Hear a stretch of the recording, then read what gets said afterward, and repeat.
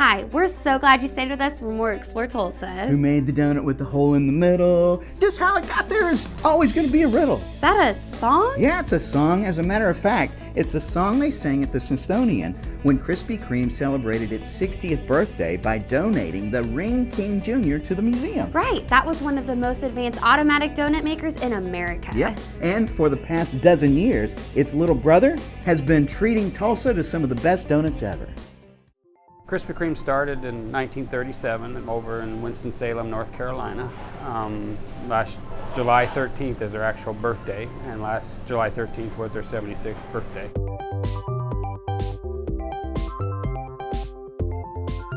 I work the evening shifts, and we're making anywhere, between 15 and 20 size doughs and those size doughs range from 15 dozen to 50 dozen. So there are days when we're making, just in the afternoon, 1,000 dozen.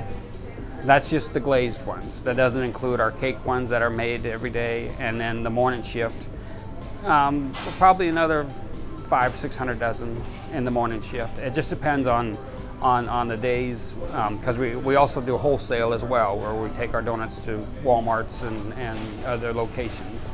And Sundays, Tuesdays, and Thursdays are really heavy box days. That's when we get between the 900 and 1,000 dozen range as far as the donuts.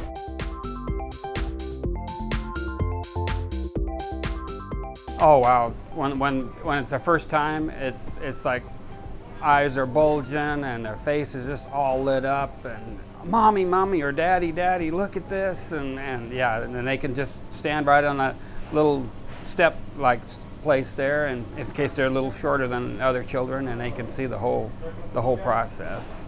And what's neat is if they call in and ask that we can give them tours to go and introduce them to the first stages of the processing, the mixing and the cutting of the donuts, and showing them how when they first come out how small they are, and then when they go through the proofer how much they increase because of the yeast in the donuts, and then they get really amazed and really thankful for that.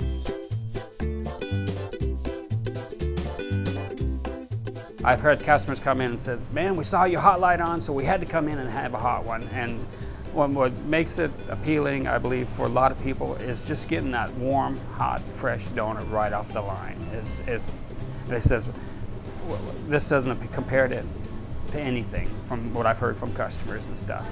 And they're like, oh gosh, I haven't had this in a long time. I really miss this. And they get a big smile on their face. And in fact, it's kind of funny. I'm up here waiting on helping people. I hand them their sample, and then I ask them, how can I help them? And they've already taken a bite out of their donuts, so they're trying to cover their mouth and talk at the same time and stuff. So I think the draw is the hot, fresh donut when it comes off the line, and they say, this is nothing like we get in the stores and stuff.